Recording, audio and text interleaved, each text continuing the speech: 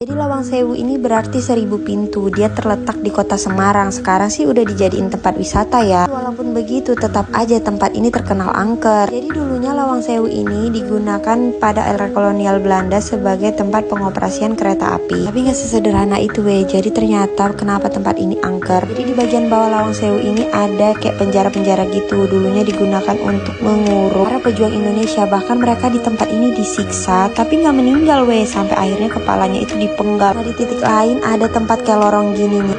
Salah satu stasiun TV yang mengadakan acara uji nyali di tempat ini. Tapi nggak berapa lama dia uji nyali, dia langsung kabur karena nggak kuat weh. Dan ternyata ada sosok perempuan yang tertangkap kamera infrared di ruangan itu. Bentukannya katanya kayak noni-noni Belanda gitu weh. Terus banyak juga anak indigo yang bilang kalau misalnya tempat ini walaupun udah dijadiin tempat wisata, para arwah-arwah penasaran noni-noni Belanda itu masih bekerja di tempat itu. Karena ternyata dulunya mereka itu part 2. Bagi orang-orang yang bisa melihat makhluk tak kasat mata, katanya di tempat ini noni-noni Belanda itu masih melakukan kegiatan perkantoran gitu. Tapi terkadang mereka juga menangis kesakitan dan minta tolong karena ternyata dulunya mereka itu benar-benar disiksa sama tentara Jepang weh. Di tempat ini juga sering terdengar derap langkah tentara. Katanya sih itu derap langkah tentara Belanda yang dengan sadis dibunuh oleh tentara Jepang. Di bagian atas juga sering tercium bau-bau amis darah gitu. Konon katanya tempat ini dijadikan tentara Jepang sebagai tempat untuk menawan para gadis-gadis pribumi dan gadis-gadis Belanda. Terus mereka disiksa dengan sadis. Sampai akhirnya banyak yang memilih untuk mengakhiri hidupnya dengan cara menggantung diri di lantai ini. Nah, di bagian depan terdapat juga sumur tua. Sumur ini nggak boleh dilihat sama orang-orang yang datang ke tempat itu. Sumur ini tuh dikunci weh, karena ini katanya benar-benar seram. Dulunya tempat ini dijadikan buangan mayat-mayat pribumi maupun mayat-mayat orang Belanda yang telah dengan sadis dibunuh oleh tentara Jepang. Makanya itu kenapa tempat ini benar-benar angker, karena emang dulunya dijadikan tempat sebagai penjajahan. Yo bersyukur hidup di zaman sekarang dan jangan lupa berterima kasih.